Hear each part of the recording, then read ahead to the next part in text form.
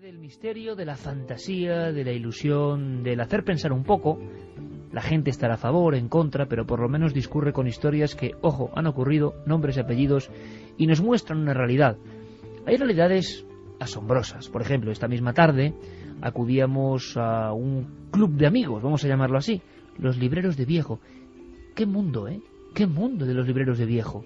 Yo creo que hay películas como La novena puerta, basada en el Club Dumas de Arturo Pérez Reverte, que muestran muy a las claras esa especie de ámbito misterioso. Quiero mandar un fuerte abrazo a mi amigo José Luis de Mío Cid, uno de los grandes libreros, y tantos otros, Prieto, bueno, muchísimos. Nos conocemos hace muchos años, hablamos con ellos, y ¿sabes lo que me hace mucha gracia, Carmen? Cómo hablan ellos de la información que tienen, por ejemplo, de un español que fue el primero en hacer viajes en el tiempo, máquina del tiempo más bien, antes de Wells, el Anacronópete, primera edición, en un librero de Granada. Bueno, pues hay muchas cosas que nos gustan, criptozoología. ¿Nosotros cuántos años llevamos comprando libros antiguos? Pues no sé, muchos, 15 años. 15 años o por ahí. Y ¿sabes lo que me intriga de verdad? Que son gente tan apasionada, que yo cuando veía hoy digo, pero ¿cuántas librerías de viejo hay? Librerías no me refiero solo a libro barato, porque, no sé, en nuestra biblioteca de los 22.000 libros aproximadamente que habrá, muchos no son, por supuesto, incunables ni antiguos, sino libros de hace 20 años, 30 años, como la de Santi, como la de la gente que investiga, que son libros que es que ya desaparecen, es imposible. Anda que no compré yo libros a 5 duros. Claro, no, yo. Cuando había 5 duros. Claro. ¿Y qué ocurre? Que son, pues por ejemplo, el de Jessup, te lo puedes encontrar en un sitio, y luego está ese otro mundo que es el de los libros que valen dinerales, que son obras únicas. ¿Y cómo hablan los libreros entre ellos? Fíjate, José Luis de Mío Cid, que a mí me dio libros de prehistoria importantísimos para hacer los documentales que hice. El último que me vendió fue un libro checoslovaco sobre la evolución del hombre, que es que da miedo, que es tremendo. Bueno, pues ¿les ves cómo hablan entre ellos? Me decía, un poco así hortadillas, Iker, he encontrado un libro que ha sido una ganga porque lo recuperé de un viejo... Es todo un mundo tan de aventura, tan de sueños, tan de fantasía, que hemos querido hacernos eco de él. Carlos, buenas noches. Buenas noches. ¿Se sabe cuántas librerías de viejo hay en España? ¿Es difícil de calcular? Pues fíjate, según datos de la Confederación, que reúne a todas las asociaciones de libreros de viejo, parece ser que hay registradas 1.600 librerías en todo el país. ¿1.600 de viejo? Librerías en general. Ah, en general. Librerías claro. Solo de es que digo yo, claro, es imposible. Efectivamente, pero bueno... ¿Y qué habrá? ¿100 y pico de viejo, más o menos? Más o menos aproximadamente. Claro, pero es imposible tener acceso. En 1.600 librerías en todas. Bueno, y ese número irá bajando. Estoy seguro que en los años 70 sería el doble. Por desgracia, los libreros es uno de los sectores que más dificultades está teniendo en esta época de Internet. Que bajan más las normales, claro, las de libros claro. normales, que van cerrando poco a poco porque las grandes superficies van acabando con todo, que las que se dedican al libro antiguo. Oye, yo voy a lanzar son menos las que se dedican al libro antiguo, aguantan más, porque están especializadas, y todo lo que esté especializado hoy en día aguanta más que cualquier cosa generalista. Oye, amigos libreros, que tenemos muchos amigos libreros, yo voy a lanzar un capote no solo para los libreros de antiguo, sino para los libreros de lance, ¿verdad?, que es como esa otra cosa, y para los libreros de barrio, los libreros normales, generaciones y generaciones, que tienen una librería, que tienen títulos, que saben de qué son esos títulos, que van haciendo una selección, que no es lo impersonal a veces no hay más remedio, evidentemente, pero por favor, que no nos quiten las librerías, que no nos quiten esas tiendas de sueños. Hacemos un llamamiento. Si podéis, esto es un poco duro decirlo, pero yo creo así, si podéis a veces comprar en la librería de tu barrio, pues yo creo que hay que hacerlo, porque hay mucha gente que depende de su oficio maravilloso y antiguo, ¿no?, de esto.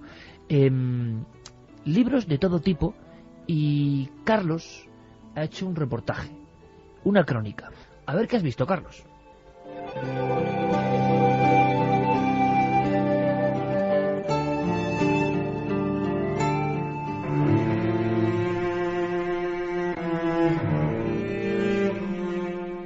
Las 9 puertas del reino de las sombras.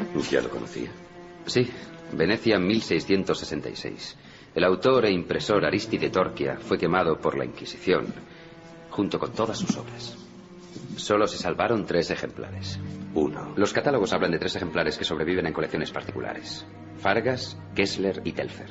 Es cierto, conoce su trabajo, pero no obstante se equivoca. Según mis propias investigaciones, solo uno es auténtico. Pues se conocen 3.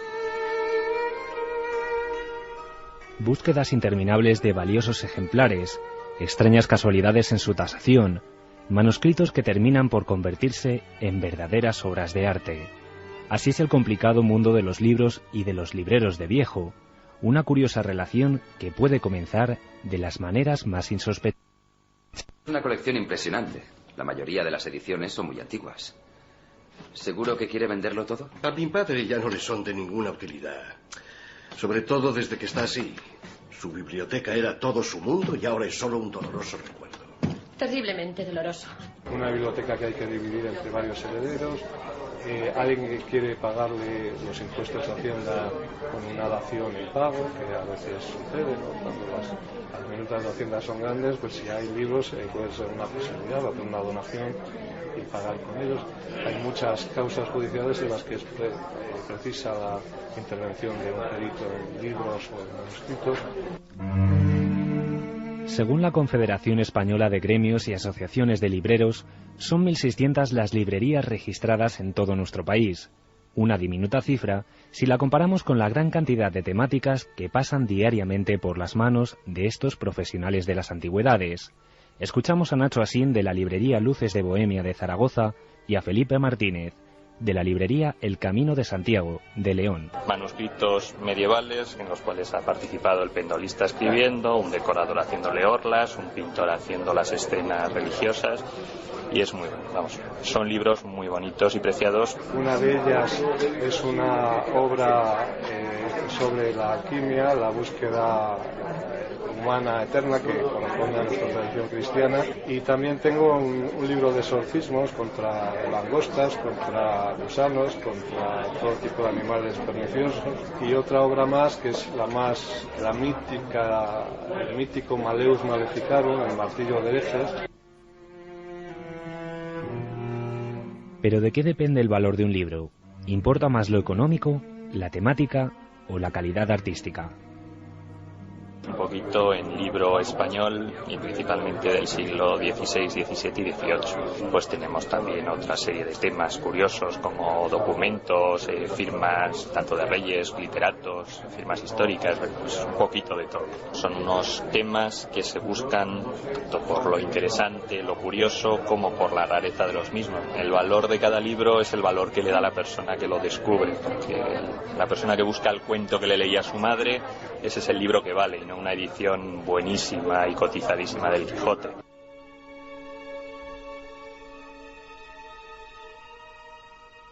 He destacado 1 o 2 volúmenes que merecen una atención especial. Este Persiles, por ejemplo, es importante. Yo me quedaría con él. Nunca perderá su valor. Es una buena inversión. ¿Es valioso? Muy valioso.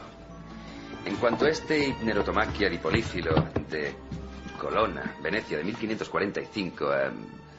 creo que podría encontrarles un comprador. Pero yo no vendería el resto por menos de 500.000 bajo ninguna circunstancia. Y es que, como podemos comprobar, en muchas ocasiones las vivencias y personajes que han participado en la creación de un libro se convierten en los verdaderos protagonistas de todos sus secretos. Me lo entregó en depósito para que yo me encomendó la venta. Y era un librito religioso con grabados. Entonces, al revisarlo para ponerle precio, me di cuenta de que uno de los grabados estaba, en vez de estar estampado, estaba superpuesto, ¿no? Estaba pegado en una página. Bueno, me fijé un poquito más y estaba el monograma de Durero y resultó ser un grabadito perteneciente a la serie de la Pasión Menor, una de las impresiones de época hecha en vida de Alberto Durero en su taller. Y bueno, pues el librito pasó de tener un valor bibliográfico y económico alto a tenerlo más alto. Los de ciencias ocultas, ¿qué le parecen? No está mal. No, nada mal. 10 son ejemplares rarísimos. Vea. El Dictionnaire Infernal de Desplancy, primera edición de 1844. Leonardo Fioravanti y su Compendio di Segreti de 1571.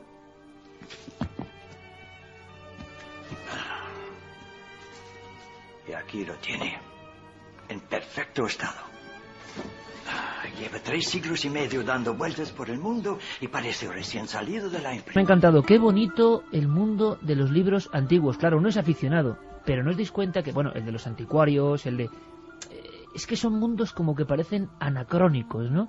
Que no van con la tecnología de hoy en día. Que en un paquetito puede haber un libro que tenga tantas historias dentro. Un día vamos a invitar a 4 o 5 amigos y nos van a contar cosas. ¿A ti cuál es el que más te ha sorprendido, Carlos? Pues fíjate, uno que tenía este amigo que tú decías, José Luis de la librería Miocid, mítico, que tenía un libro de animales extintos de Ray Lancaster que me ha encantado. Lo he comprado. No me lo puedo creer. No me lo puedo creer. Lo he comprado. Pues me ha encantado. O sea, las ilustraciones que tenía... ¿Has visto? Sí. Claro.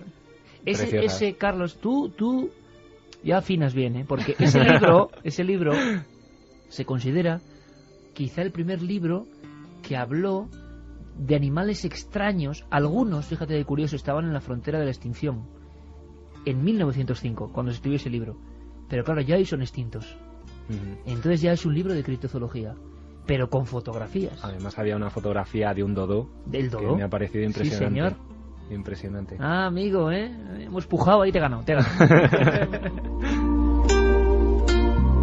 ¿Cómo afina aquí el amigo Carlos, Sí, señor. ¿Tú, Santi? De tus libros, por ejemplo, ¿hay alguno que veneres y sueñes o que tengas ya? No, que los tengo, pero es que al final va a ser público y notorio que yo solo he leído un libro en mi vida. No, el misterio de las catedrales, no. Sí. Tengo una segunda... Cambia ya, Santi, por Dios. Tengo una segunda edición francesa. O sea, ese hombre tiene que darte... Si es una dimensión extraña, ese mismo hombre tiene que darte un premio. Pero ese libro tiene una historia en concreto. Es una segunda edición de 1957, su valor bibliográfico no es muy grande, porque la primera es de 1926, básicamente. Se tomaron su tiempo en hacer esa segunda edición, pero lo encontré, pasó como con el libro de Jesús, lo encontré anotado. Y la persona que lo había anotado, que tuve que desentrañar su caligrafía y además... Es que eso pasa a veces, ¿verdad? Y además en francés, que yo no es precisamente el idioma que mejor me manejé con él.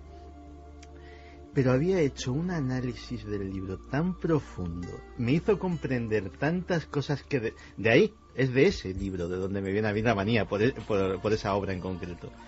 Porque... cada libro especial, cada libro, cada ejemplar. Me hizo comprender tantas sutilezas que a mí se me habían escapado.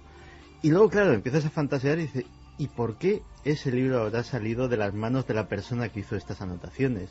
¿Y cómo habrá llegado hasta aquí?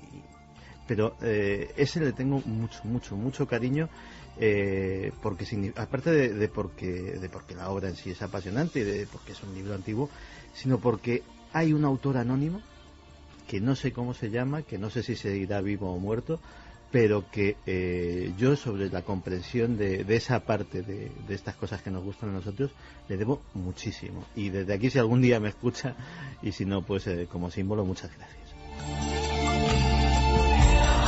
Los códigos insertos en los libros para que alguien los lea, yo recuerdo con mucho cariño, porque lo que decía este librero que ha entrevistado Carlos, no es tampoco ya el catálogo oficial de lo que vale un libro en concreto, que fíjate ese con... el monograma de Durero, ¿no? Ni más ni menos, uno de los más grandes y misteriosos pintores de todos los tiempos. Hay que ir al Prado a ver a Durero porque es tremebundo. Yo recuerdo, por ejemplo, un libro que ya tenía, pero tenía algo especial. Uno de tantas casetas, cuando se reúnen, por ejemplo, ahí en el Retiro, en Recoletos, perdón, y era Alerta OVNI, Antonio José Ales. Sí. Pero cuando lo abrí en casa, algo me obligó a comprarlo, yo ya lo tenía. Venía para Antonio Rivera, de su querido amigo Antonio José Ales, en recuerdo de una noche que hizo historia. Firmado Antonio José Ales. Y claro, eso es otra cosa, ¿eh? Es un libro tocado. Y los libros que te encuentras... Y tú cuéntanos, tú no te escapes. Que yo, el del Martín del Río.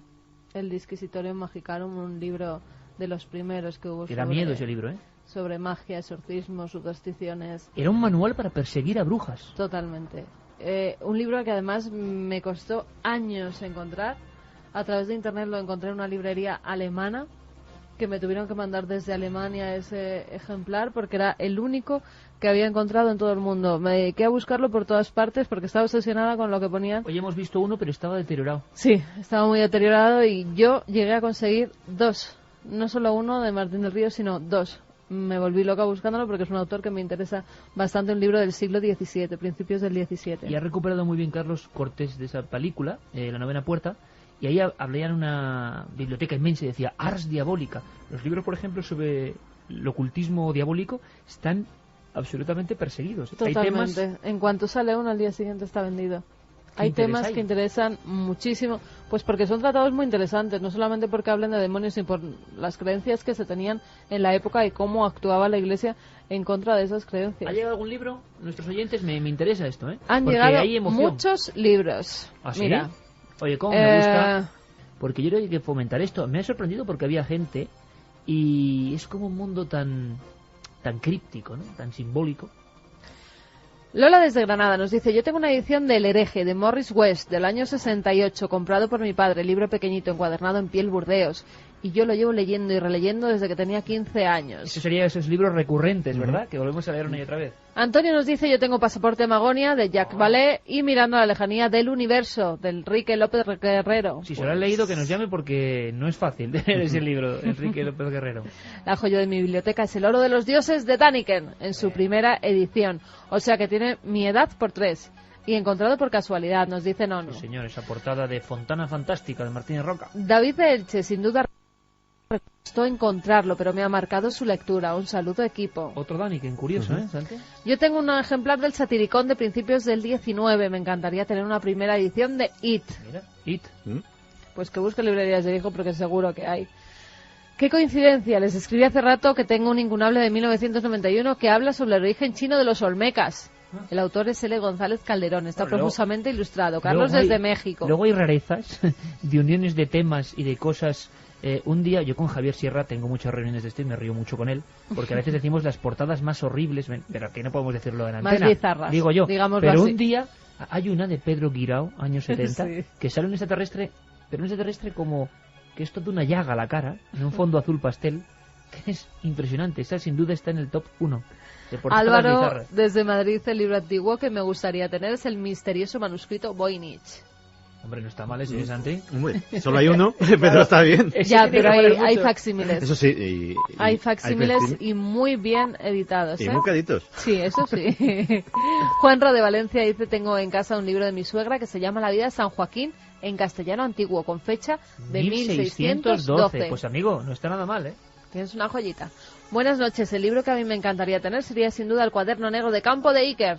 Ismael Pato de Loeches. Bueno, pero tengo como 50 o 60 negros, ¿eh? De los otros tengo 100 y bueno, pico. Pues uno de ellos.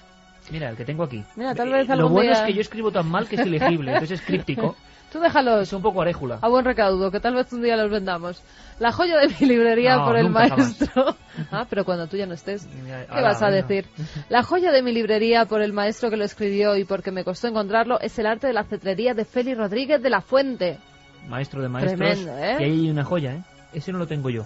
Sí. Una joya, sin duda. Luego seguimos con más joyas. Me ha gustado mucho vuestra participación. Siempre estáis ahí. Y para algo que es cultura, pero que también es misterio. Los libros. Cómo me gusta que, por ejemplo, en este pequeño reportaje de Carlos, surjan todas estas cuestiones. ¿Cuál es vuestro libro soñado? ¿O cuál tenéis ya? Contadnos. Vamos a hacer la biblioteca virtual aquí de Milenio 3. Vamos con otra cosa rápidamente y luego seguimos con más libros. Porque han pasado cosas, por ejemplo, algo con el cerebro de Mussolini. Algo con el cerebro de Mussolini que se ha querido subastar. O sea, ya no es grasa humana, sino todo tipo de cosas. Subasta virtual con un cerebro de Mussolini. ¿Será verdad o será uno de esos hoax? Conectamos con Joan Solés en Italia. Hola a todos. En realidad, solo se conoce la denuncia que ha presentado ante una comisaría de los carabineros la nieta del dictador fascista Alessandra Mussolini, exmodelo de desnudos y hoy diputada del partido de Berlusconi, que ha lamentado este hecho así en la radio italiana. Vendono frammenti di cervello su eBay di mio nonno. Han puesto a la venta en Internet fragmentos del cerebro de mi abuelo. El anuncio de la subasta de tales restos ha sido retirado y la policía policía italiana investiga ahora quién o quiénes podrían estar detrás de tan macabra venta. ¿Es posible que alguien tenga restos del Duce?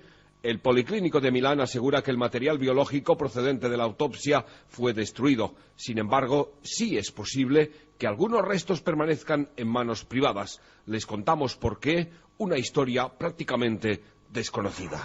Qui Radio Milano Liberata. Así anunció Radio Milano Libre la captura y fusilamiento del Duce y de su amante Claretta Petacci por los partisanos el 28 de abril de 1945.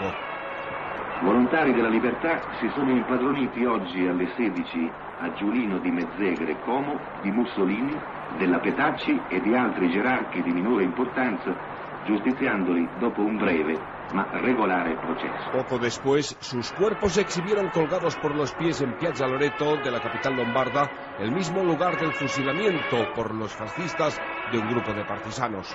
Unas horas después se practicaron las autopsias en el Policlínico de Milán y el cuerpo del Duce fue enterrado en secreto en el cementerio mayor en el barrio de Musocco. De madrugada, un grupo de fieles, la escuadra fascista de acción Mussolini, excavó bajo tierra, exhumó el cadáver, lo colocó en una caja de madera y se lo llevó. La policía italiana estuvo durante meses pisando los talones a los ladrones, que optaron por viajar de día con el cadáver a cuestas de una ciudad a otra por el norte de Italia, escapando a su detención. Finalmente, casi un año después, el grupo fascista entregó la caja a los benedictinos de la Certosa de Pavía, con el compromiso de preservar el secreto durante una década. Y en 1956 los restos fueron restituidos a la familia, que los enterró en el Panteón de la Capilla de Predapio, hoy lugar de peregrinaje de fascistas de todo el mundo. Por consiguiente, es posible que existan estos fragmentos del cerebro y sangre del dictador Benito Mussolini, que alguien intenta vender en Internet. El anuncio no indica que procedan del Policlínico de Milán, sino de la autopsia, como eran los restos de la caja de madera que estuvo rondando por el norte de Italia durante casi un año tras la Segunda Guerra Mundial.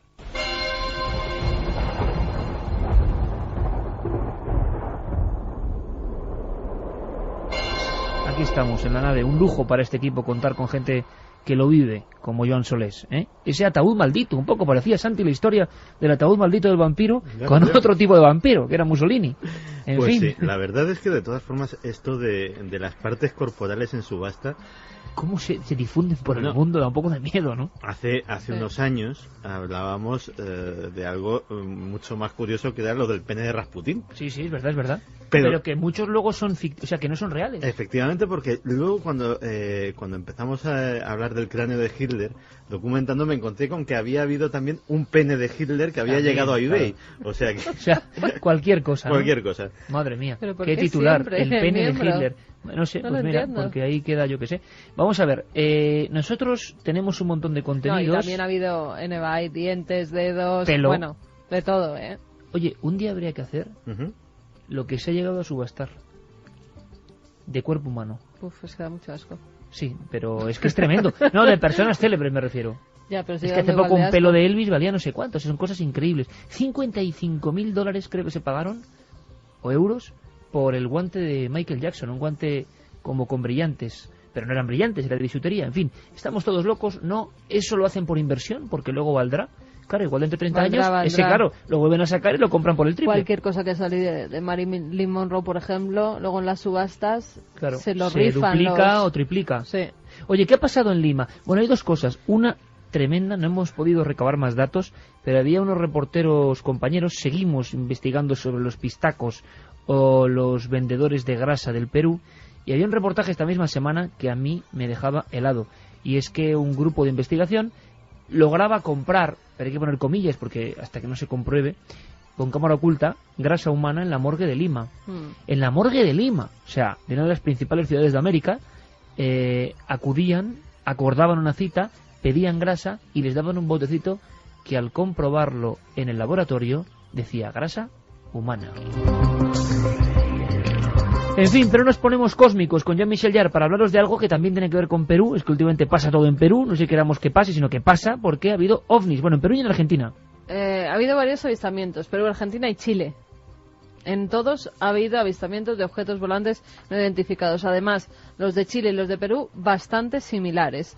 En Lima, al parecer, se vieron varios objetos volantes. En principio eran 3, hacían como una forma triangular. Entre los 3 empezaban a moverse, eran redondos, de forma blanquecina. Incluso hay filmaciones, gente en la calle. Y fíjate, si quieres escuchamos la descripción de los viandantes que se encuentran ante esos objetos cuando están saliendo de sus trabajos, cuando van al colegio, cuando van a subirse a los autobuses. Y todos mirando al cielo. Lima entera se puso a mirar al cielo. Son como 8 puntos, se desaparecen y aparecen. ¿Alguna vez había visto algo así? No. Primera vez que veo esa cosa blanca que veo arriba. Sí, logré ver como se llama 7, en forma de una nave. Al principio eran 4, pero luego se juntaron hasta 8. Y cuando queríamos grabar con el celular no se llegaba a ver, como se veía muy distorsionado ya. Parecía como si eran ovnis o algo así, eso es lo que estaba diciendo la gente. Y se habla también de globos, me imagino, como ha ocurrido en varias ocasiones. Hasta 7 objetos volantes no identificados que para algunos sí tenían un significado, sí tenían pues un destino, que había sido que durante el día había habido una movilización contra la violencia de género, contra la violencia contra la mujer, y al parecer habían lanzado varios globos. Pero ¿por qué algunos se mantenían estáticos? Ya han salido ufólogos limeños y peruanos diciendo que eso era imposible, que no podía ser. Pero además es que en los cielos de Iquique se veía exactamente lo mismo. Jolín, y mira que hemos estado en Lima y en Iquique y no nos pasa cuando estamos nosotros. No, pero bueno, ha habido mucha gente que los ha visto, porque en Iquique también de forma cilíndrica, blancos, decía que cambiaban de color, que tenían como un color verde en el centro de esos objetos luminosos, que además estuvieron durante media hora paseándose por los cielos de Iquique en el puerto. ¿Recuerdas la zona del puerto? A ver si llamamos a nuestro amigo Pablo Cañarte para que nos diga si lo ha podido ver. Pues en esa zona los trabajadores, sí, además Pedro Cañarte vive al lado del puerto, y mucha gente fue testigo de esos objetos volantes, y durante media hora ahí que se pudieron ver. Y en Salta, Argentina, un ovni gigantesco y además un elemento que hacía mucho tiempo que no se veía, que es apagón. Sí, un gran cilindro que coincide con un gran apagón a las 2 de la mañana, se corta completamente la luz. Entonces la gente pues sale para ver qué ha pasado. Los que estaban despiertos se dan cuenta de que hay un gran cilindro que está paseándose por el cielo. Dicen, era una nave gigante, tenía forma de toscano, que no sé qué quiere decir en Argentina toscano, pero lo han traducido como algo con forma de cigarro puro. Eso es. Y por ahora no saben qué es, pero dicen que la zona por donde vieron pasearse ese objeto volante es justo la zona donde se produjo algo que se había quemado, unas turbinas que se habían quemado, justamente por la zona donde los testigos dicen que han visto parado ese objeto volante no identificado. ¿Tendrá que ver el apagón con el avistamiento de los ovnis? Yo creo que es un buen momento que Santi, aunque sea de una forma casi resumida, nos va a hablar de algo que nos prometió. Y para Santiago Camacho lo prometido siempre es deuda. Las noticias que no se dan, que deben darse pero no se dan. Proyecto Censura. Vamos con ello, Santi.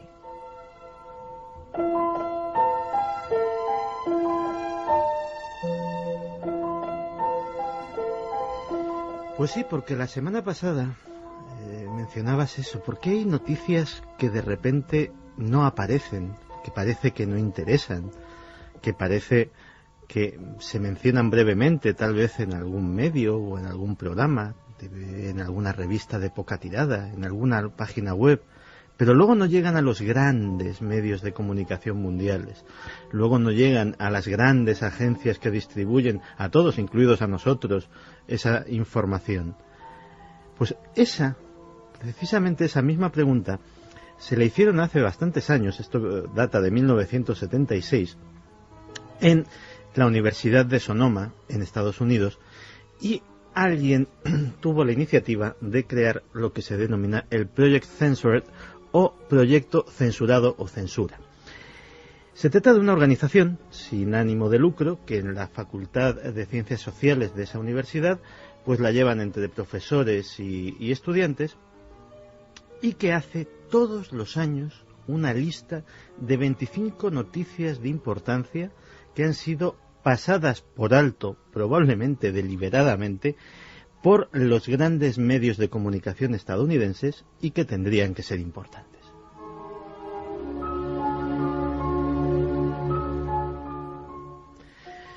Con esta investigación el grupo lo que pretende lógicamente es abogar por la libertad de prensa en su país. Pero, ¿qué tiene que tener una noticia para ser incluida en este listado, en este ranking? Pues tiene que contener información que la población general tiene derecho y necesidad de conocer, pero a la que tiene un acceso limitado. Implicaciones para un número significativo de residentes en los Estados Unidos de América. Estar respaldada con documentación y basada en hechos verificables sólidos. Y haber sido publicada.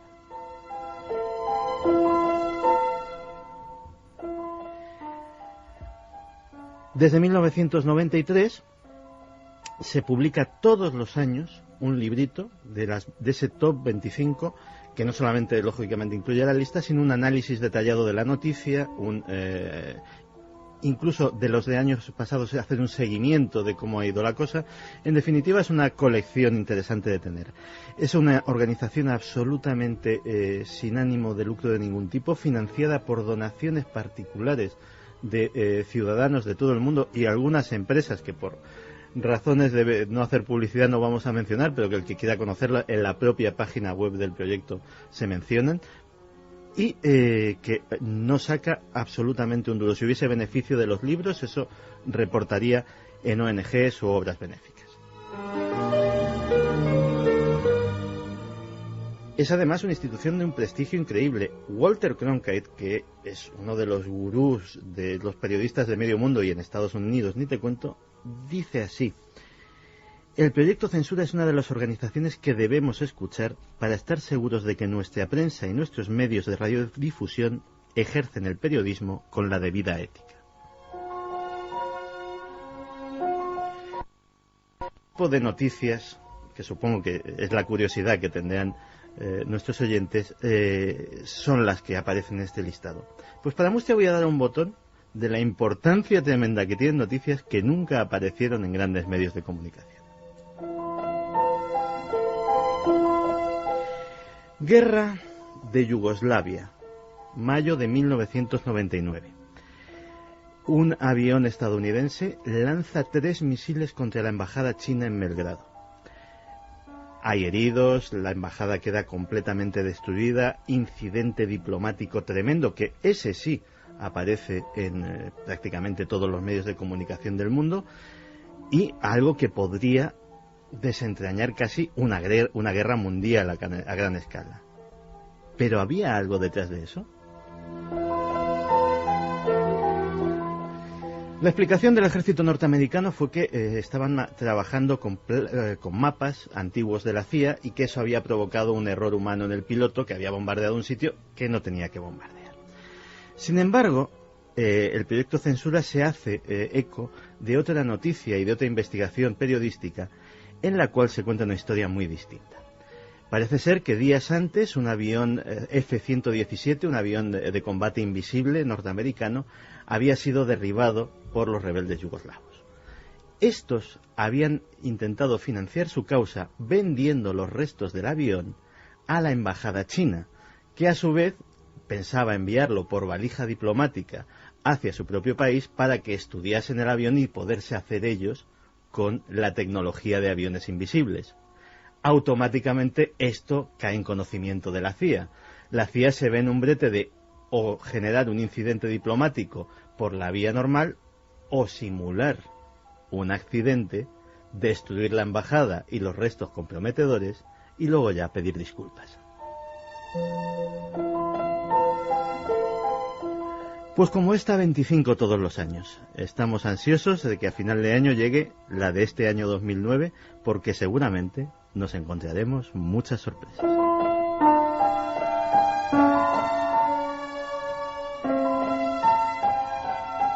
En fin, el proyecto Censura, otra cosa que aprendemos esta noche. ¿Qué os parece si nos damos un viaje fuera de nuestras fronteras? Ya sabéis que nuestro guía es Fermín Agustí, que coge vuelos rapidísimos, muy económicos y de estos que casi no hay ya ni asientos, va solo Fermín en el avión y se va a Argentina. ¿Y por qué se va a Argentina? Porque hay oyentes que siguen Milenio 3. La acogida en América es algo que nos sobrecoge y nos emociona. Y ya sabéis, si queréis ser corresponsales de Milenio 3 y contarnos desde allí vuestras historias, todos aprendemos, todos salimos ganando. En Argentina, algunas que yo jamás había escuchado. Tiene un poco que ver con los vampiros, en parte, la sangre del gaucho inocente, para hacer milagros, por ejemplo. Curiosísimo, antropología pura. Vámonos a Argentina. El viajero de Milenio 3.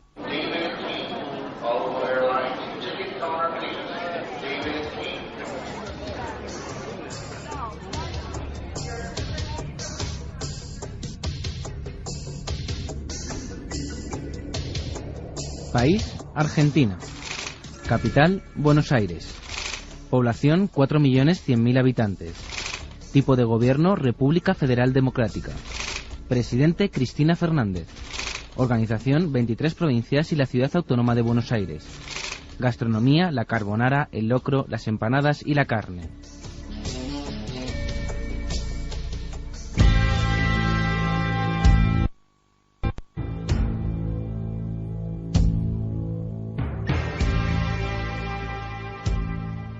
Graciela Barrato es una argentina que nos cuenta dos historias. Una habla del gaucho Gil, un inocente asesinado que hace milagros. Con la muerte que aconteció de un gaucho, 8 de enero, en la zona de Mercedes, Corrientes, y bueno, este era un gaucho que fue fusilado por desertor y cobarde, con el coronel Salazar, y bueno, tiene una historia muy interesante porque luego de eso ha hecho apariciones y ahí ha sucedido algún tipo de milagros que están adjudicados a que la sangre de inocentes servían para hacer milagros, obviamente. Cuando es fusilado, este gaucho les dice que no lo maten porque venía una orden de perdón para que lo liberen, y quien lo va a fusilar no le hace caso, lo degüella, y cuando llega a su domicilio se encuentra que su hijo está muy enfermo, se acuerda de las palabras que le había dicho este gaucho y le pide ayuda para que sane a su hijo porque considera que realmente era verídico lo que él le decía. El niño se cura. Suceden muchas cosas, por ejemplo, donde él muere es en una estancia de un hombre muy rico. En algún momento, como la gente dejaba allí velas y dejaba ofrendas, este empresario decide llevarlo al cementerio del pueblo. Empieza a tener muchos problemas económicos, muere uno de sus hijos, él enferma y no le encuentran los motivos por los cuales estaba enfermo, hasta que una señora, una curandera, le dice que en realidad lo que no quiere es que el gauchito Gil lo corran de allí. Otra de las cosas que ha sucedido también es cuando quieren pasar una ruta por esa zona, el asfalto, que trazan una línea recta como para cortar las distancias, y bueno, cuando llegaban allí las máquinas se negaban a avanzar, los operarios no podían trabajar y las tenían que suspender.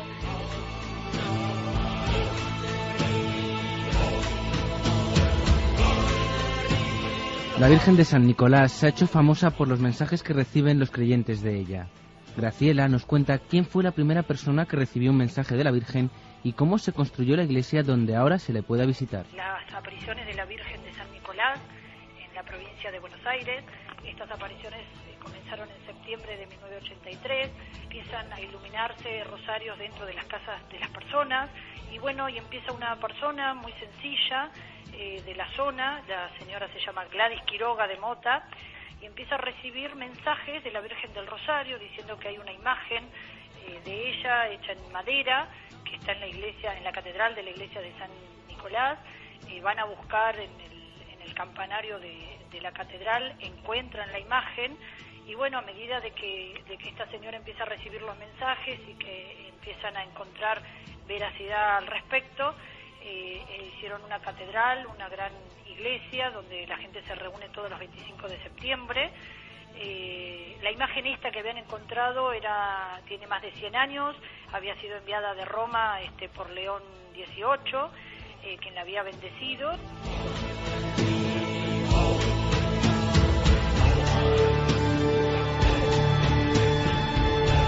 Argentina existe el huemul, una especie de ciervo en peligro de extinción que llega a alcanzar un tamaño de hasta 165 centímetros de longitud, siendo las hembras un poco más pequeñas que los machos, pero son estos los que poseen un par de astas bifurcadas que pueden alcanzar hasta los 30 centímetros de longitud.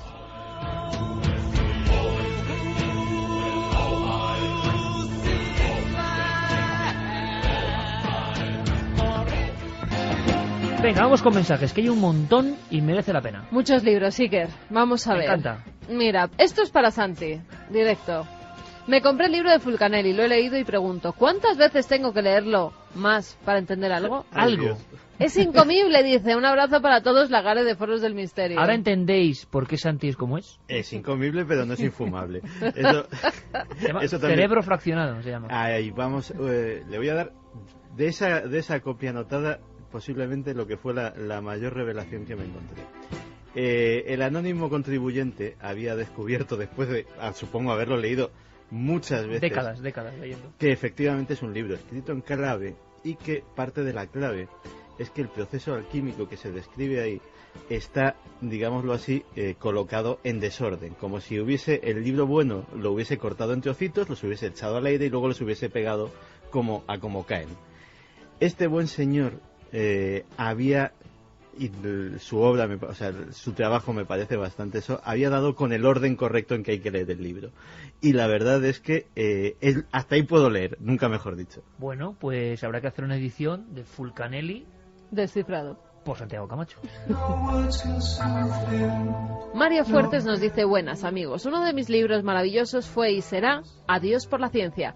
A pesar de su parcialidad, contiene deliciosa prosa que roza lo lírico e ilustraciones exquisitas.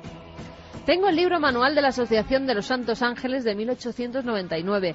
Muy interesante, pues explica a los ángeles a venerar en cada festividad del año, nos dice Carles. Pues hablando de ángeles o presencias benefactoras, no os perdáis el programa de la semana. Puede pasar cualquier cosa en Milenio 3, que cambiemos el día anterior por una noticia, porque somos periodistas, pero puede que hablemos algo de eso. Matilde Díaz de León nos dice: bueno, para mí los libros más queridos, uno que mi padre ha leído 1001 vez, de Rampa, creo que se escribe así, un monje que habla sobre el tercer ojo, que todos tenemos y es algo que toda la familia hemos leído, ya que mi madre tiene ciertas habilidades con ese tercer ojo. El fontanero Rampa. Sí, sí. Oye, ¿escribe uno que se llama surfero satánico? Sí, escribe alguien que se llama ¿De Soy Estados el Unidos? Surfero satánico. Os escribo seguidor de Santi, claro. Desde New Jersey. Yo tengo, creo, un tesoro firmado. Es el original escrito a máquina del libro de Stephen King, Ojos de Fuego, de 1980 y firmado. Mira tú el surfero satánico. Manuscrito a máquina de Stephen. Sí. ¿Cuánto puede valer eso? Mucho, en una subasta muchísimo. Alf nos dice: hace un par de semanas encontré Mística y Misterio de los OVNIs, de J.A. Silva, junto a 300 de psicofonías de Jiménez del Oso, Argumosa y Alés, y un CD de Jiménez del Oso. ¡Qué alegría! Bueno, pues ese librito extrañísimo negro con un ojo dorado de Silva, pues es bien raro. Mística y Misterio de los OVNIs. Bueno, luego otra edición. Otro gran personaje que ya no está, José Antonio Silva, sí. Piloto, presentador del telediario y testigo y defensor de los OVNIs. Paz nos dice que su libro El Mundo de la Gloria, un libro precioso de pintura que compró mi padre en el Rastro por 15 pesetas. Marga, el de mi abuelo Enrique Meromar, lo escribió antes de la guerra y se perdió durante la misma. Mi madre y mi abuela lo buscaron, pero murieron sin encontrarlo. Vamos a hacer ese programa de notas de libros, ¿eh? Sí. Estoy hablando de Luis Álvarez, que coge un libro porque no sabe qué pasa, algo le llama ese libro, El Frente de Somosierra, lo abre por una página y está la historia que él no sabía de su propio abuelo, médico en el Frente de Somosierra. Carmen Sola en el Monte. Sí, ¿Cómo lo pasaste? Pues fatal, ¿cómo lo voy a pasar? Uno de esos lugares marcantes, ¿no? Total. Uno de esos lugares terribles, pero que de día yo creo que hay que visitar. Un artista y una extraña muerte, fíjate de curioso, y que hemos hablado de eso. Un escultor muerto en extrañas circunstancias. Una historia de no reconocimiento artístico terrorífica. Carlos, Fermín, Geray, Santi, gracias como siempre. Muchas gracias. Un placer. Y Carmen, nos vemos con esto. Fíjate qué sonido. La verdad es que parece un fantasma en plena noche. Una de las calaveras... Dios, es que es la pura muerte.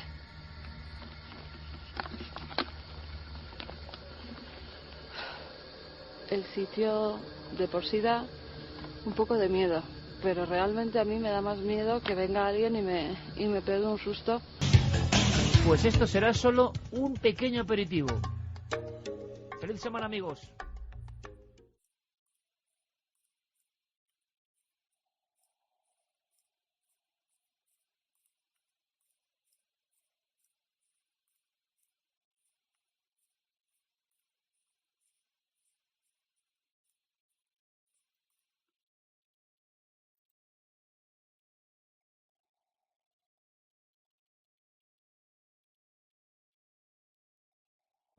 Mundo críptico, digo, para las personas que bueno, sabemos jugar, como es mi caso, a duras penas. Carmen, ¿tú sabes jugar al ajedrez? Pues mira, yo de pequeña jugaba mucho porque mi padre nos enseñaba a jugar y además quería que practicáramos, y por lo menos 2-3 veces a la semana echábamos alguna partida. Es que dicen que desarrolla el intelecto, luego así se pierde, ¿verdad? Sí. ¿Tú sabes jugar al ajedrez, Juanje? Sí, pero yo la segunda partida me daban ganas de tirarle el caballo a la cabeza al de enfrente. Entonces, tú como siempre, es que eres muy tan delicado como siempre, vamos. Tuve que dejarlo. Es un juego maravilloso, sí. pero me pone nervioso, no puedo evitarlo. Amigo. ¿Santiago?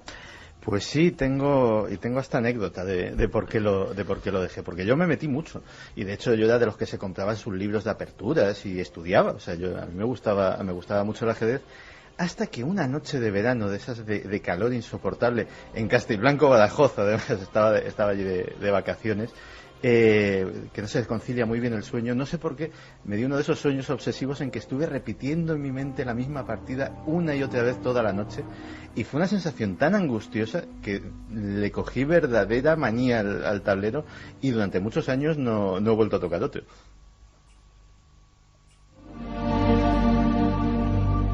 Está realmente inspirado Santiago Camacho hoy, ¿eh? Con todas las historias curiosas. Esa escena del sueño, es que claro, la conexión mente-ajedrez, mente contra máquina, lo decíamos, 2 bloques y el mundo entero viendo una partida. Hay una sorpresa con Carlos Largo, que está aquí ahora. Carlos, ¿tú ajedrez? Buenas noches. Muy buenas noches, Iker. Pues un poquito. De pequeño también lo típico en torneos del colegio, pero tengo que decir que casi siempre perdía. Claro, hay un momento en que se desconecta uno, ¿verdad? Y hay gente que... El niño prodigio, que de repente a los 7-8 años es un genio. ¿Qué pasa? Hay una película maravillosa, una película absolutamente maravillosa. Esperando a Bobby Fischer es, ¿no? La película. La vimos hace poco. Yo creo que la vi ya hace tiempo, pero la volvimos a recuperar gracias a nuestro querido amigo Fernando Rodríguez, productor de nuestro programa de televisión. Y caramba, la historia de un niño, de la victoria, del ajedrez, de algo intuitivo, algo que no se enseña y que de repente los niños saben, es una estrategia complicadísima. Es como la lógica, el sudoku, en fin, no sé, 1000 cosas metidas ahí. Y ese niño además, con su voz en off, hacía algo que me ponía los pelos de punta, y es que se refería a uno de los grandes personajes misteriosos de la historia, excéntricos, geniales, raros, y que queremos recordar. En esa película ese niño hablaba de Bobby Fischer, esa especie de fantasma y a la vez ídolo.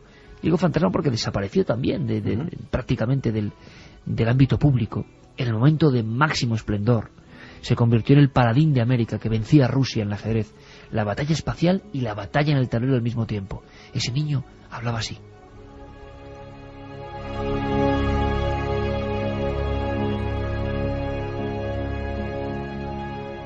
Bobby Fischer tenía 6 años cuando su familia se mudó a un apartamento en Ebbsfield. Por la noche, cuando el ruido del tráfico disminuía, escuchaba el rugido de la muchedumbre del estadio. Su hermana le llevaba juegos a casa para que se divirtiera mientras su madre estaba trabajando. El Monopoly, el parchís, el ajedrez. Aunque ella era 5 años mayor, al poco tiempo ya no pudo ganarle. Para él resultaba más interesante jugar contra sí mismo. Jugaba a ambos lados del tablero con igual fuerza y procurando ser justo. Pero siempre ganaba.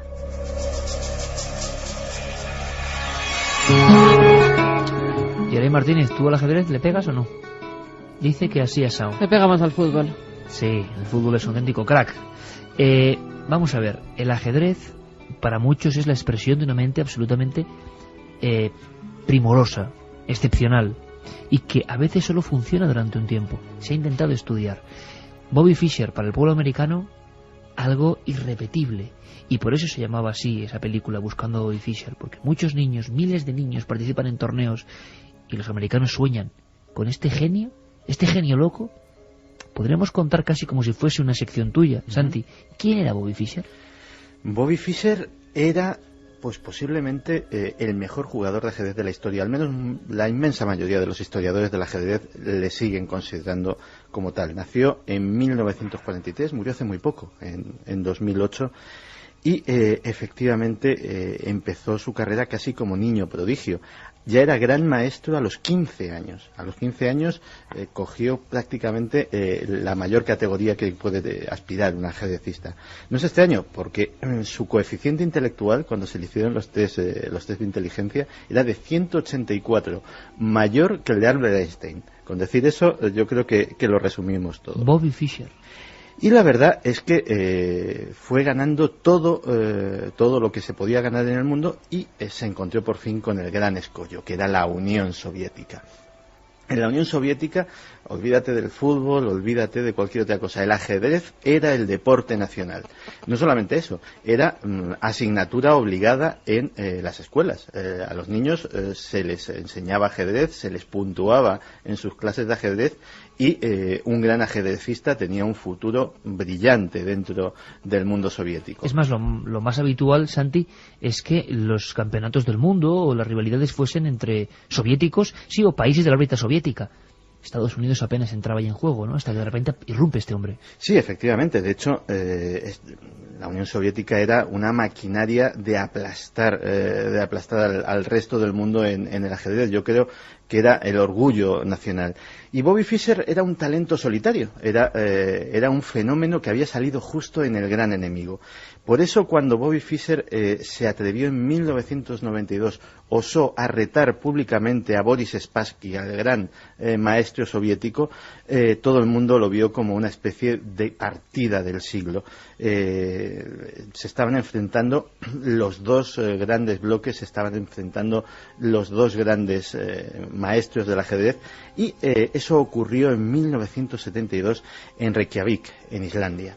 La partida más memorable de la historia del ajedrez, dicen, con un montón de polémica además, y la genialidad extraña, bizarra, de este hombre, que no era muy normal tampoco en su comportamiento, Bobby Fischer. No, luego en su vida veremos que hizo cosas muy curiosas. De hecho, fueron varias partidas, fue un torneo, y las dos primeras partidas Bobby Fischer las perdió. A partir de esa tercera partida, nada se antepuso en su camino. Tablas, gana Fischer, tablas, gana Fischer, tablas, gana Fischer, hasta que le dio al pobre Spassky, pues posiblemente la peor paliza de su vida. Bobby Fischer llegó a su país prácticamente convertido en un héroe.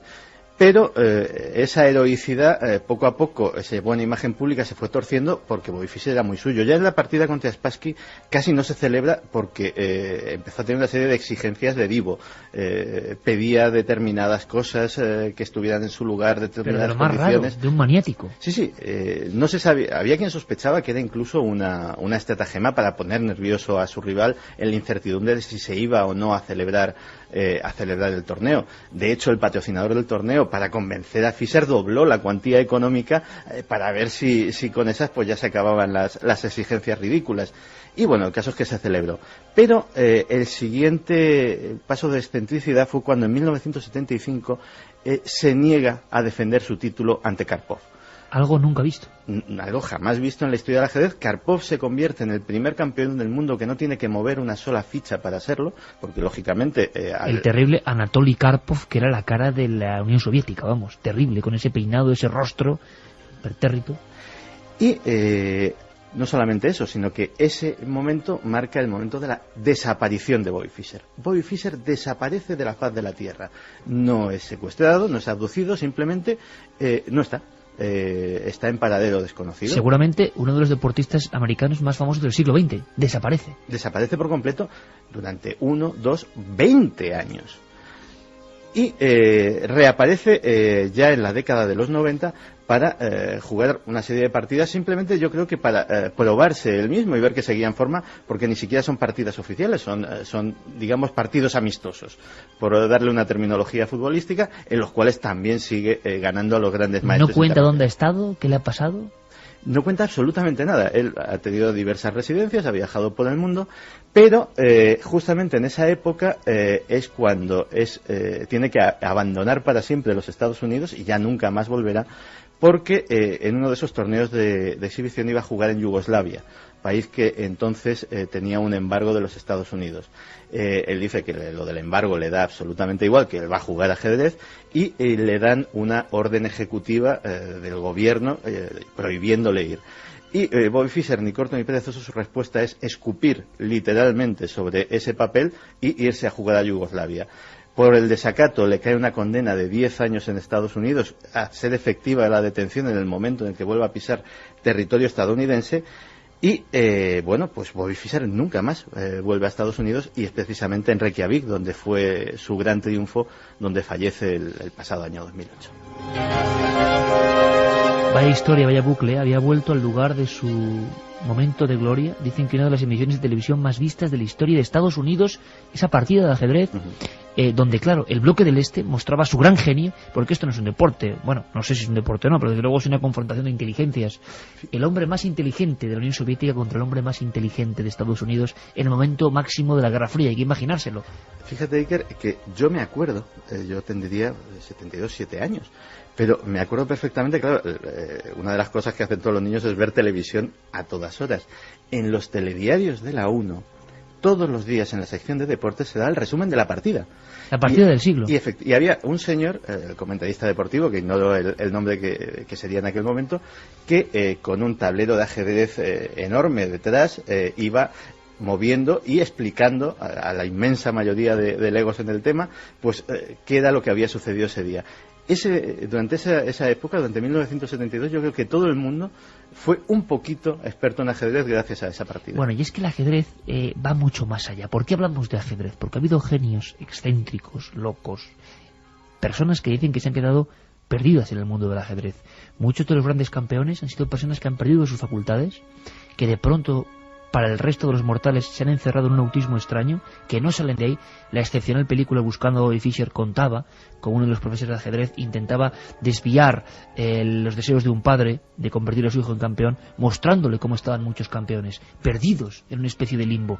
Solo veían jugadas, repetían con el lápiz en la libreta constantemente, desayunando, comiendo, cenando, solo pensaban en ajedrez. El tablero era su vida. ¿Qué pasaba ahí? ¿Cómo Bobby Fischer hizo lo que hizo? ¿Tanta gente le esperaba? Bueno, en España hemos tenido historias tremendas, pero antes de que nos la cuente Carlos Largo, ha hablado con un niño prodigio del ajedrez, Carlos Largo, una de esas inteligencias sorprendentes.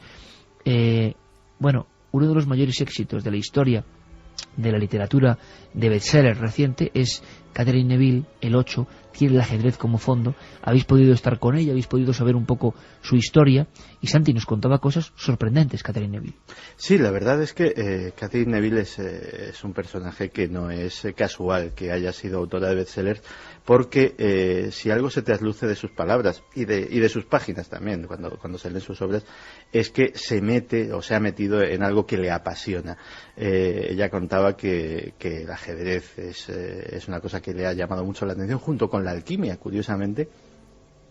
Y la verdad es que tanto el 8 como esta continuación que ha venido ahora a España a presentar. El 8 era un libro de enigma que arrasó millones de ejemplares en todo el mundo con el ajedrez de fondo. Sí, con un juego de ajedrez en concreto, con un conjunto de fichas, ¿no?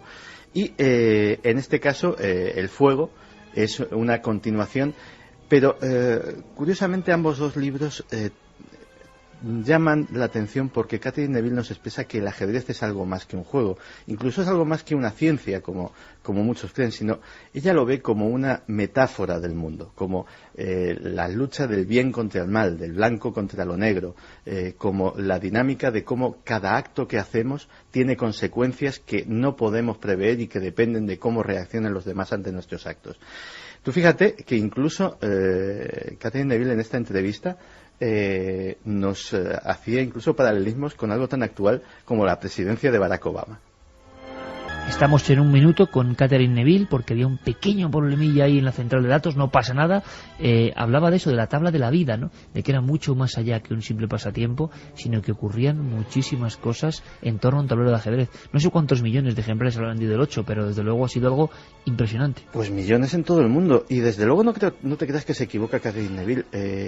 La gente que se entretiene en cosas muy extrañas ha calculado el número de partidas de ajedrez posibles.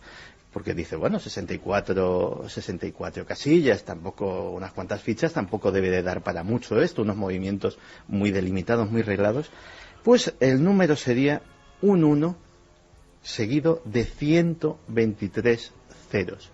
Ese es el número de partidas de ajedrez posibles que hay. Para hacernos una idea, hay más partidas de ajedrez posibles que átomos en el universo. Y sigue el misterio en torno a quién inventó este juego, ¿no? Se disputan muchos creadores del juego del ajedrez. Creo que tenemos ya a Catherine Neville. Escuchamos a esta gran bestseller mundial hablando con Carlos Largo, con nuestros compañeros, y contándonos historias que seguro que además en boca de una de las autoras más vendidas del mundo para Milenio 3 seguro que interesan. Sí, creo que es lo más interesante del ajedrez y que he olvidado porque hace mucho tiempo desde que hice la investigación para escribir el 8. Pero lo más interesante para mí es el número de libros que habían sido escritos sobre ajedrez, históricamente, en la Edad Media y épocas posteriores, mostrando el ajedrez casi como un cosmos, como un universo. Pienso que realmente es muy importante porque recuerdo que Barack Obama dijo en uno de los primeros discursos que él dio que no éramos negros o blancos, que no éramos estados rojos o estados azules, sino que éramos los Estados Unidos. Y creo que fue uno de los discursos más interesantes antes de que nadie supiera que iba a llegar a convertirse en el presidente de Estados Unidos. Ese es exactamente el tema principal del fuego, porque en el 8 hay una batalla constante entre piezas negras y blancas, entre espíritus y asesinos, y estas fuerzas están constantemente luchando entre ellas.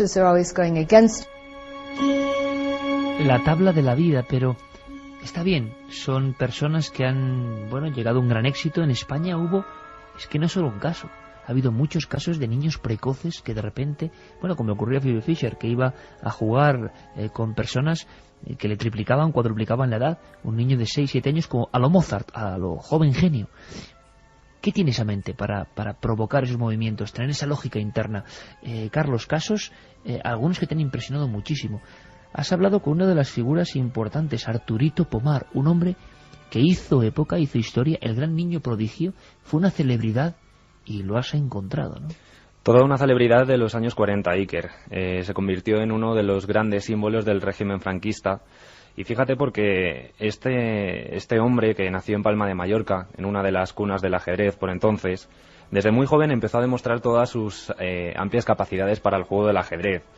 Y pues como decíamos, incluso el propio régimen le utilizó para ensalzar ese juego y mostrar una España totalmente nueva y reformada. Fue campeón de España con tan solo 14 años y se convirtió en un ídolo, en un gran ídolo de la posguerra, de los años de la posguerra. Y todo comenzó por un viaje que realizó desde Palma de Mallorca a la capital, a Madrid. Aquí empezaría todo su periplo, todos sus campeonatos, todas sus victorias. Y fíjate porque se convirtió en uno de los grandes personajes rodeándose de los grandes dirigentes de la época y grandes artistas, incluso llegó a conocer. Arturo dedicó toda su vida al mundo del ajedrez. Sin embargo, no recibió todo el apoyo suficiente que necesitaría un chico de su edad para lograr ser campeón, como fue. Actualmente, fíjate, Arturo nos lo hemos encontrado residiendo en Barcelona con 77 años y ya está retirado de todos los éxitos que le motivaron a convertirse en este famoso jugador. También sufre una grave enfermedad mental que este motivo también causó que se retirara de todo este mundo profesional. O sea, pudo llegar a mucho más y el cerebro le causó una mala pasada. Sí, totalmente. Esa grave enfermedad impidió que pudiera continuar todos esos grandes avances que estaba experimentando Arturo. Y si te parece, Iker, vamos a comenzar por el principio. Vamos a ver de dónde Arturo, nos lo comentaba él telefónicamente, de dónde le surgió esta idea de dedicarse al mundo del ajedrez. Era de niño, iba a un colegio, al colegio de los jesuitas de Palma de Mallorca, y así, de esa manera me inicié en el juego. De ver jugar a mi padre y mi abuelo. Jugaban cada día. Y yo cuando estaba jugando en el patio, pues luego lo dejaba y me iba a verlo jugar la partida. Ellos estaban, mi abuelo estaba empleado en una fábrica y había un patio muy amplio. Y allí se ponían a jugar y yo estaba jugando con los otros niños y en cuanto sabía que estaban jugando lo dejaba todo y me iba a verlo jugar a ellos. Pues sirva este corte, este documento, como homenaje a Pomar, que fue, no se imagina la gente, nosotros que vamos mucho a hemeroteca, sí, fue el gran niño prodigio de la posguerra, el genio español que podía enfrentarse a todo el mundo, la mente prodigiosa se le llamaba, y ahora, pues hombre, el hombre tuvo ese problema, le agradecemos que nos haya atendido así. Es también la otra historia del ajedrez, y además lo cuenta como cuenta esta película que yo estoy comentando, y que ha sido la vida de todos los grandes genios. Casi sin saberlo demuestran unas dotes absolutamente increíbles, fuera de lo normal. Ahí te ha impresionado mucho encontrarte con este hombre, ¿no? Pues sí, que me ha impresionado mucho, y además, como decías, debemos agradecerle que nos haya atendido Arturo, y con todos estos recuerdos que salían a la luz de toda su carrera como ajedrecista. Y bueno, pues la verdad es que es una persona, como decimos, muy noble, tiene mucho cariño por su profesión, y la verdad es que a mí sí que me impresionó este encuentro telefónico la con gran Arturo. Estrella, que bueno, es un poco la otra cara, ¿no?, de las cosas que a veces ocurren, pero es que en España hemos tenido, no solo fue Arturito Pomar, campeón de España, 14 años, ídolo infantil, había carteles que animaban a los niños a ser como Arturo Pomar. Ha habido otros casos sorprendentes de genios españoles del ajedrez desde tiempo muy antiguo, y muchos piensan que era la única forma de que mentes realmente superiores a las demás en lógica e inteligencia desarrollaran su potencial. Sí, además desde el siglo XVI, desde una edad muy temprana. Por ejemplo, Ruiz López de Segura era un clérigo español que nació en Zafra, en Badajoz, en el año 1540. Participó en varios torneos reales, y muchos, fíjate, le consideran como el campeón de ajedrez más antiguo de toda Europa, porque bueno, pues ganó uno de los primeros torneos que se celebraban en Roma. O sea, que ya había torneos en el siglo XVI. En el siglo XVI, concretamente en Roma, que era una de las cunas del ajedrez por entonces. Y hasta que perdió en 1575 precisamente con un italiano, con Leonardo da Cutri, y hasta que moriría 5 años después en Madrid, aquí en la capital.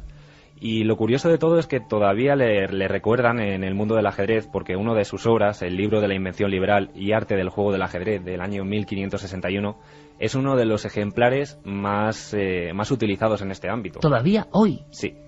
A mí me parece un mundo increíble. Yo desde luego no sé de este arte o esta ciencia.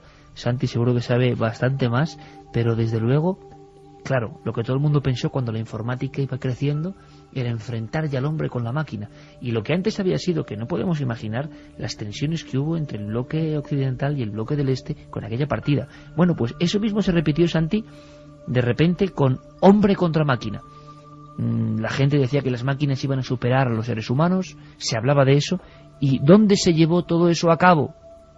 De un tablero de ajedrez, ante una nueva partida, una partida absolutamente mítica, o varias partidas. Sí, qué hombre y qué máquina, porque el hombre era, si notable fue Bobby Fischer, Garry Kasparov es posiblemente a lo mejor el segundo ajedrecista más carismático de la historia. Kasparov, además, que era el niño terrible de la Unión Soviética. Igual que las partidas entre Fischer y Spassky mostraban la tensión entre bloques, cuando se enfrentaron el anticomunista Kasparov y el acérrimo comunista Karpov, los dos bajo la misma bandera. Bueno, Kasparov no quería. Aquellas partidas, Karpov-Kasparov. Kasparov no quería competir bajo la bandera soviética. ¿No quería? No quería, porque él era de hecho, a día de hoy es uno de los disidentes contra Putin más activos y más importantes. Pues fue también una metáfora de la caída de la Unión Soviética, de cómo desde lo más íntimo y lo más importante que tenía el deporte soviético en aquel momento, también ese desgajamiento se iba viendo. Y las hazañas de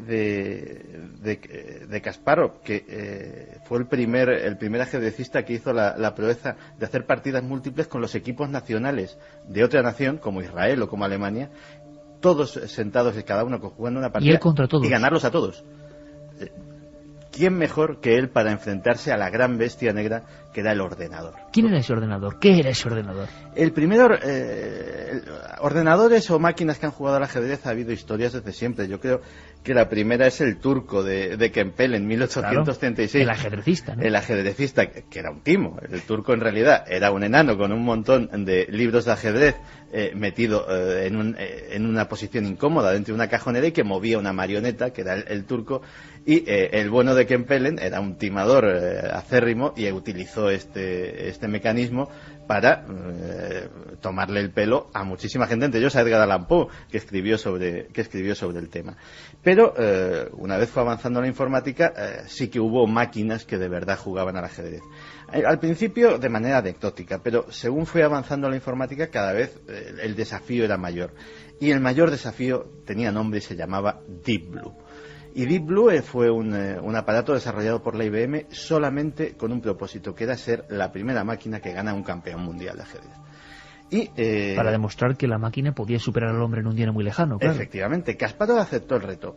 Hubo 2 torneos. El primero de 1996 lo ganó Kasparov.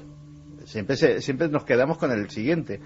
Pero IBM pidió una revancha, hicieron unos ajustes en la programación de la máquina y en 1997 ganó Deep Blue. Luego, unos años más tarde, hubo otra partida contra Deep Junior, que era un descendiente de Deep Blue, también con Kasparov, y quedaron en tablas, ganaron ambos dos. Y el último caso es de apenas hace unos años, Vladimir Kranich, que ha jugado contra una máquina ya muchísimo más desarrollada que se llama Deep Fritz, y Deep Fritz también ha ganado. O sea que en el cómputo global gana la máquina. En general los expertos no se ponen de acuerdo porque el hombre puede equivocarse, cosa que la máquina no hace. Pero la máquina muchas veces se obceca en líneas de razonamiento completamente inútiles. Pero como es lo que le indica su programación, lo que tiene que hacer, se obceca en ellas, las lleva hasta el final y es muchas veces lo que aprovechan los jugadores humanos para ganar. En el caso de Kasparov contra Deep Blue, siempre se dijo que IBM había hecho trampa. Y me explicaré. Kasparov nunca había jugado contra Deep Blue, pero en esos ajustes que le hicieron al ordenador, lo que le metieron fue todo el archivo de partidas de toda la historia de Kasparov. Con lo cual la máquina conocía perfectamente el estilo del gran maestro. Pero da un poco de miedo, ¿no? Que la máquina gane al hombre. Yo creo que es una escena terrorífica. Pero es que hay una cosa muy curiosa. Yo es que seguí mucho esta historia en aquella época, porque aunque no juego bien al ajedrez, sí me interesaba mucho el desafío máquina-hombre. Vamos a ver, un gran campeón como Karpov o Kasparov son capaces de calcular mentalmente entre 22 y 24 movimientos suyos más los del contrario, 48 en total, ¿eh? 48 movimientos con sus posibles variantes. O sea, fíjate la mente de un señor como Karpov o Kasparov. La máquina, básicamente, lo que hicieron con Deep Blue era que llegase a esos 22, 24 movimientos. El cómo le ganó Kasparov y todo esto y tal, vamos a ver, porque efectivamente hay manuales de ajedrez de cómo se puede ganar. Además dicen que las partidas Karpov-Kasparov fueron así. Karpov era lo cuadriculado, lo perfecto, y Kasparov era, digamos, la creatividad, ¿no? El ser capaz de cambiar. Entonces, en algunas declaraciones, Kasparov decía que en cuanto dejó a la máquina, la primera que le ganó, le jugó de forma no convencional, fue cuando la volvió loca. No sabía calcular la lógica contra la ilógica, ¿no? Claro, si tú a la máquina le jugabas siempre a la lógica, iba con esa te ganaba. Pero de repente, si hacías algo completamente ilógico, la máquina no se volvía loca, no sabía cómo reaccionar. Entonces, así fue como comentó que le ganó a la primera gran máquina, de esa forma. Entonces, muy posiblemente, IBM lo que hizo fue, cuando reajustó, es decir, vamos a meterle movimientos ilógicos que pueda haber, más cosas que ha hecho Kasparov, para romper su creatividad. Pero realmente es como dice Santi, o sea, el que una vez un genio haya perdido contra la máquina no significa siempre ya que la máquina nos va a ganar siempre, sino que el hombre todavía le quedarán muchos trucos para poder luchar. Hay una esperanza, y es que efectivamente el ajedrez es un gran juego, pero tiene sus limitaciones también, a pesar de este número estratosférico de partidas que hemos dicho. Hay un juego que es el Go, que es un juego muy popular en Oriente, que se juega en un tablero de 19 líneas cuadrado, horizontales y verticales, y con un montón de piedrecitas blancas y negras, que las máquinas no han sido todavía capaces de ganar al hombre. Los grandes maestros del Go también han hecho en Oriente este mismo experimento, y los ordenadores pierden con una facilidad abrumadora, porque el número de variaciones en el Go es muchísimo mayor que en el ajedrez todavía. La capacidad de cálculo para tenerlo absolutamente todo previsto es infinitamente mayor, y sobre todo el Go es un juego de inspiración. La inspiración, eso tan etéreo que tenemos los seres humanos, juega un papel fundamental en esa estrategia. Todavía no es diferencia de la herramienta, de la máquina, ¿no? Sí, oye, yo, por ejemplo, tengo un Go en casa, un ajedrez no, pero sí tengo un Go, y es que el Go tiene toda una... Bueno, aparte que es matemática pura, para que se haga la gente una idea, el Go lo que consiste es en que tú ganes con la posición de tu ficha más terreno que tu adversario. Es el juego que se ve en una mente prodigiosa, que siempre están jugando. Ese es el Go. Claro, y cómo tantos genios vinculan, no sé si su fuerza o su, vamos a decirlo así, cantidad excesiva de inteligencia o de potencia en estos juegos. Incluso hubo historias terribles de gente que intentó generar genios. Tú me lo contabas antes, Carlos, gente que intentó generar niños prodigio. Sí, efectivamente, pero permíteme, Iker, también que haga un pequeño inciso, porque aprovechando, bueno, pues que Santi ha sacado a la luz el tema de Deep Blue, tenemos, fíjate, hemos hablado de Arturo Pomar, con el que hemos conversado gracias también a la ayuda del compañero Fermín Agustí. Tenemos a otro español también, a Miguel Illescas, que precisamente es un gran jugador de ajedrez y al mismo tiempo programador informático, que en el año 97 fue contratado por IBM para formar parte de ese proceso de creación de la máquina Deep Blue que como decía Santi, un español estuvo creando esa Kasparov, máquina. Efectivamente. Y teníamos ese dato, y bueno, pues también de lo que hablabas tú anteriormente, de ese proceso de creación de grandes genios, tenemos el nombre de Judith Polgar, una ajedrecista húngara que nació en el año 76 y que aprendió a jugar gracias a su padre, a Laszlo Polgar.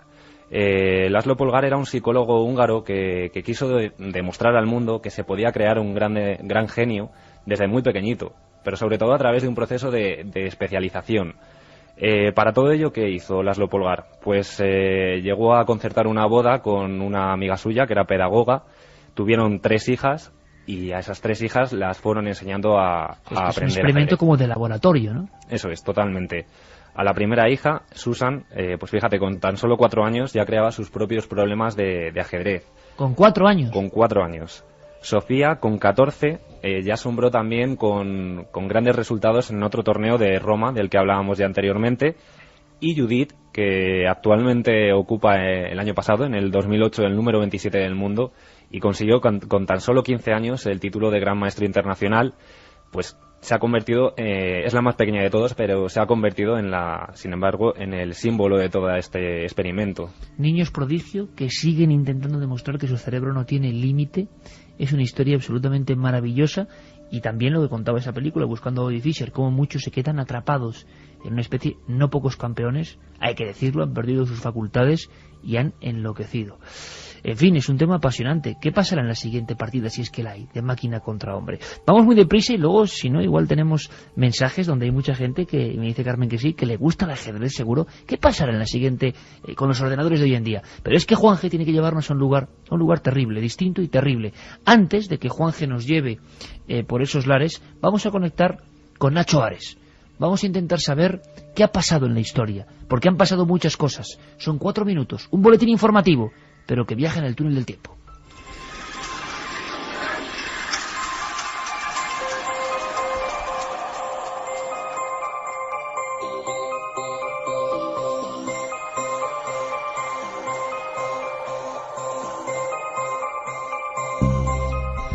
Como anunciamos hace pocas semanas, en Saqqara, Egipto, ha aparecido una nueva pirámide. Se trata del monumento funerario de la soberana Seseshet, una de las reinas más desconocidas. Nos lo cuenta el doctor Zahid Hawass, director general del Consejo Superior de Antigüedades de Egipto. Era la madre de Teti, el primer faraón de la sexta dinastía. Y tenemos evidencias de que el nombre de esta reina aparece escrito sobre un papiro médico, en donde solicitaba un tratamiento para cuidarse el cabello, con el cual tenía problemas. Y esta es la razón por la que pensamos que se trata de un descubrimiento importante.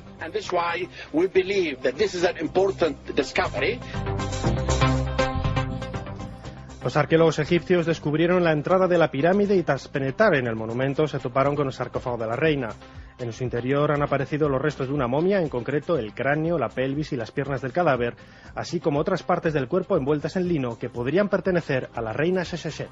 Esta pirámide puede ser la pirámide subsidiaria mejor conservada hasta ahora en Saqqara, ya que ha sido encontrado gran parte del recubrimiento de unos 2 metros de ancho, lo que nos demuestra que la pirámide estaba bellamente decorada. Aunque los antiguos arquitectos habían colocado 2 enormes losas de granito para impedir el acceso de los ladrones, estos realizaron un butrón para poder entrar directamente a la cámara funeraria hace más de 4.000 años.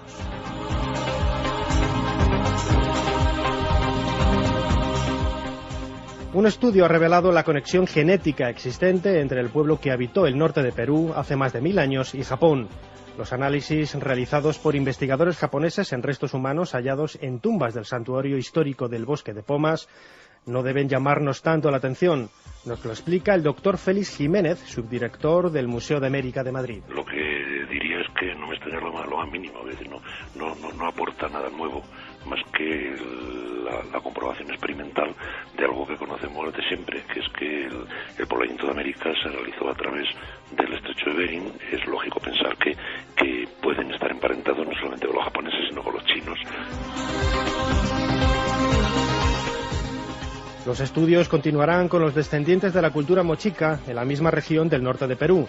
Los arqueólogos creen que el valor de estos datos estriba en la confirmación de que habitantes de Asia se asentaron en América y dieron pie a la eclosión de la cultura del Nuevo Mundo. Sin embargo, llama la atención que no existan paralelismos artísticos ni culturales con Japón. Es absurdo pensar que alguien que llega con la suficiente potencia como para influir de forma determinante en una cultura, como era la cultura mochica, podía pasar desapercibido y no introducir elementos que fueran fácilmente identificables como procedentes del área del Japón.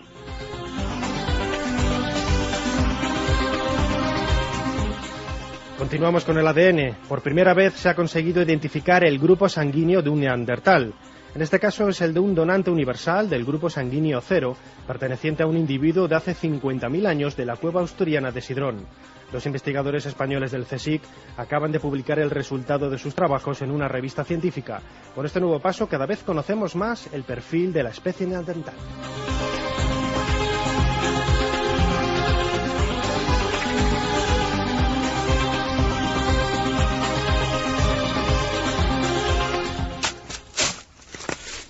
Palas, picos, personas que buscan algo, extraer de la tierra riqueza.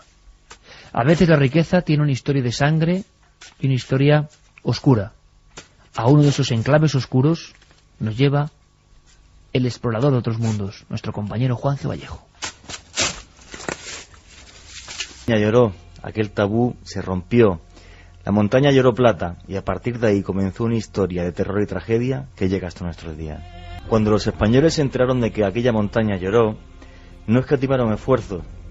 Llevaron decenas de miles de personas como esclavos, todos los indígenas que había en la zona aymara y la zona inca. Decenas de miles de hombres que poco a poco fueron muriendo para sacar la plata que pagó la guerra de muchos reyes de España. Aquella locura, que parecía no tener fin, hacía que los hombres se volvieran locos. Las mayores fortunas del mundo en el siglo XVII se hicieron en Potosí. Potosí era la ciudad más habitada de todo el planeta Tierra en el siglo XVII. Tenía 160.000 habitantes. Era más grande que París, más grande que Londres, más grande que Madrid. Todos iban allí, ya que había fortuna para todos. Hubo un momento en el que uno de los mineros dijo: se podría hacer un puente de plata que uniera Potosí con Madrid. De ahí la expresión también, vale más que un Potosí. Pero ¿a costa de qué? ¿A costa de qué valía ese Potosí? Hay que pensar que los primeros 20 años la plata era tan pura en Sumajorco, en esta montaña cuyo tabú se rompió, que se extraía pura, sin que tuviera que ser ni siquiera reciclada, durante 20 años, 17 para ser exacto. A partir de ahí empezaron los problemas con toda la gente que llegaba, ya que muchos de ellos morían por silicosis, por accidentes, la locura para la riqueza y la guerra. Quizás la película que mejor refleja esto hoy día es Diamantes de Sangre. Escuchemos un corte de qué es lo que sucede hoy día en Sierra Leona, igual que pasaba en Sumacorco hace algunos siglos. Podría asesinarte y quedarme lo que tienes para mí. Entonces solo tendría un muerto más. en lugar de un avión lleno de lanzagranadas. Mejor yo hablo con gobierno, ¿eh? Al menos el gobierno puede pagarme, ¿eh? Espera, amigo. ¿Eso es lo que quieres? Toma. Tengo muchos, ya no sé dónde meterlos, amigos. Ya que la próxima vez te le gusta... Película Diamantes de Sangre, digamos que como ninguna es capaz de reflejarnos la locura que hoy día se vive en Potosí, que hoy día se vive en Sierra Leona. Merece la pena escuchar otro corte. Debe entender, señor Bundy, que su diamante no podía caer en mejores manos que las nuestras. No es suficiente. 2 millones de libras es más de lo que nadie le ofrecería por ese diamante, dadas las circunstancias. Quiero lo que me prometió el señor Archer. ¿Y qué le prometió? Mi familia. Cuando la tenga aquí, le daré el diamante. ¿Sabéis lo que pensé cuando entré en ese reino del Supai, en ese reino del demonio? Quizás tenían razón los antiguos incas y aymaras. Pisar aquella montaña era un tabú que el hombre jamás tenía. Y ahora, como siempre, ¿verdad, Carmen? Por encima de cualquier cosa, aunque sea muy dura, como lo acabamos de contar, un momento de mente positiva y energía y alegría para todo el mundo. Claro que sí, mucha energía a estas horas, tanto para los que se van a dormir como para los que siguen la noche.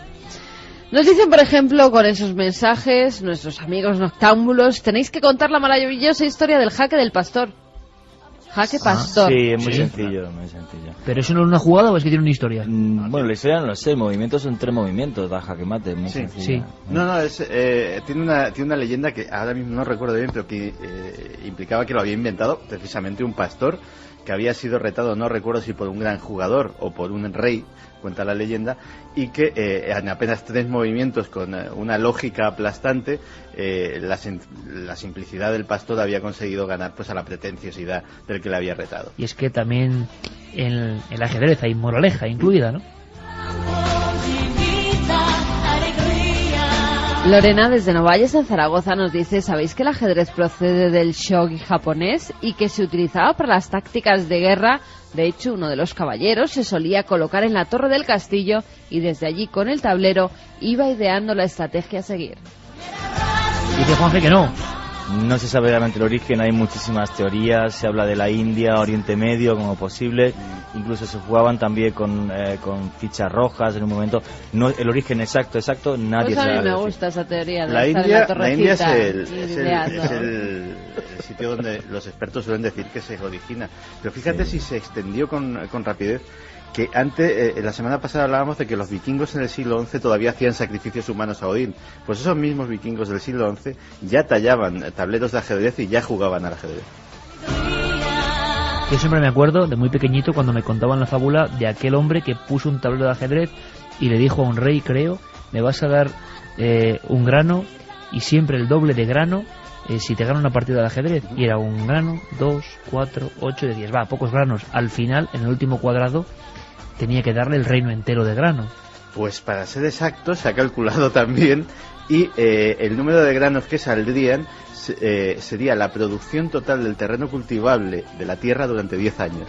Iván desde Madrid nos dice: mi abuela era una genio del ajedrez y muy pocos podían ganarla, hasta tal punto que se quedó sin rivales que quisieran jugar contra ella. La abuela, madre mía. Sí, por desgracia en esa época perder contra una mujer quizá estaba considerado peor que perder contra un ordenador, y perdió las ganas de seguir jugando al ajedrez. Ah, qué bonita historia, la de la abuela ajedrecista. Es que me sorprende la cantidad de gente que está enganchada a este milenario juego. Tiene una cosa muy bonita, que es el único deporte de competición donde no hay separación de sexos. Es decir, los campeonatos son mixtos y no hay ningún tipo de campeonato femenino. Puede haber mañana una gran campeona del mundo y que haya llegado allí compitiendo contra hombres. Vamos con los ganadores, sí, que es del laberinto de agua de Eric Fratini, publicado por Espasa. El primero es para Julio desde Castro del Río, en Córdoba, que nos decía: buenas madrugadas, queridos amigos, cada día, cada noche, cada madrugada nos volvéis a sorprender con esa forma de hacer radio. Por un momento he paseado por esas celdas de las que habláis sin haber estado nunca en Venecia. Seguid así quitándonos el sueño cada madrugada del fin de semana, que a mí por lo menos me hacéis feliz. Pues uno de los libros es para él. El otro es para Ángel, que nos dice: he estado 2 veces en Venecia, pero después de conocer lo que estáis contando, creo que habrá una tercera. Y el último es para una chica que nos escribe, que nos dice: buenas noches familia, una tragedia que pasó en la familia de mi padre. Yo todavía no había nacido y una tarde de mala mar en el año 1970 o antes en Guetaria, un pueblo guipuzcoano, 7 de mis tíos salieron a pescar como todas las tardes. Algo raro, pues ese día había mucha mar. La gente miraba cómo estaban entrando a puerto y un golpe de mar hizo desaparecer toda la embarcación sin rastro de cuerpos. Los buscaron día tras día, pero nada, no pudieron rescatar ningún cuerpo. Yo no conocí por mala suerte a 7 de mis tíos y mi padre tampoco pudo despedirse de 7 de sus hermanos. Eran 12 hijos y 7 se los llevó la mar. Pues no hay tiempo para más, absolutamente para nada más. Todo el equipo, la alineación titular, aquí, para contaros el misterio y la emoción. Ser muy felices, amigos.